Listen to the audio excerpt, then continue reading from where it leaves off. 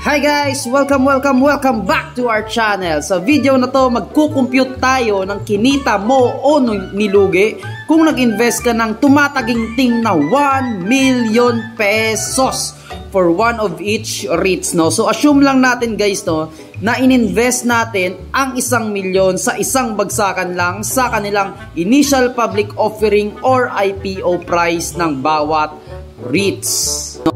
So, computation lang ito guys, no? Hindi nangangahulugan na kung loss ang isang REIT ay pangit na ang fundamentals nito. So, better check it pa din yung fundamentals ng mga REITs na to, no? So, may dalawang category tayo dito guys. Una, purely based on capital gains or losses. Pangalawa, capital gains or losses including the dividends. So, ang video na to guys ay also limited lang sa date natin ngayon na September 8, 2023.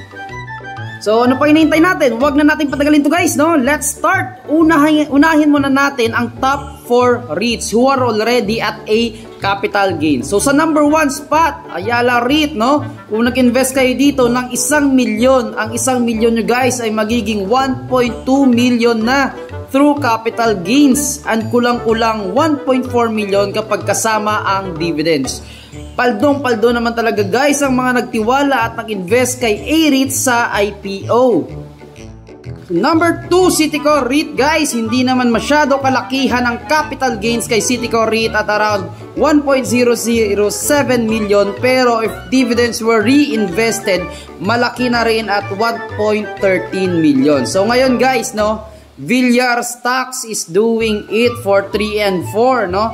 P-REIT and V-REIT. So, no substantial gains at kaunting capital loss lang kay V-REIT, pero bawing-bawi naman if dividends are included, di ba? Kapit na kapit, not bad for a Villar Stocks. So far guys, ito lang ang apat na to ang positive as of September 2023. Hindi naman ibig sabihin ito guys, kahit loss ang next REITs natin ay hindi na ito magandang bilhin. In fact, 2 of these REITs just declared their all-time high dividends. Kaya let's go, simulan na natin. Mega World REIT, kung nag-invest kayo dito guys ng 1 milyon, magiging 837,000 na lang ito due to capital losses. At kapag kasama ang dividends, it will be around 958,000. While Robinsons REIT bagsak sa 789,000, ang 1 milyon mo and around 879,000 na lang kapag kasama ang dividends. These two just declared their all-time high dividends. You guys can check the fundamentals of these two REITs dahil way below IPO price pa din ang dalawang ito. Ngayon guys, no, punta naman tayo kay DDMPR, no? Ito yung masakit guys, magiging 577,000 na lang ang 1 milyon mo due to capital losses at 690,000 if including yung dividends. While kay PhilREIT, sobra-sobra pa sa 50% yung capital losses at 487,000 and magiging 607,000 kapag may dividends. My God, itong dalawang to ang mabigat talaga dito, no? Pero these two has a lot of room for improvement, no? Yan lang ang masasabi ko guys, kasi bagsak na yung presyo nito guys. Kaya kapag na-timing nyo or na-anticipate nyo ang pagbawi ng dalawang to, malaki ang upside gains dito guys, no? Actually, DDMPR and PhilREIT has a very good dividend yield right now. Kapag naayos nila yung problema, this could be a better growth for them, lalo na sa kanilang dividend declarations.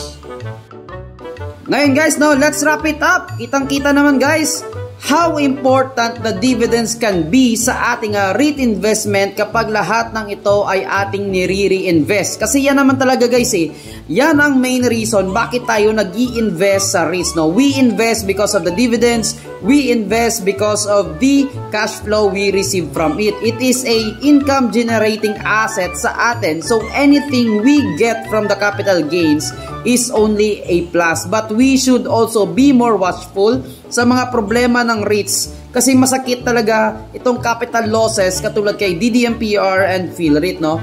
But it is too early guys, no? Too early pa ito in general, no? Para sa lahat ng REITs. Yung numbers natin hindi pa masyado reliable to, no?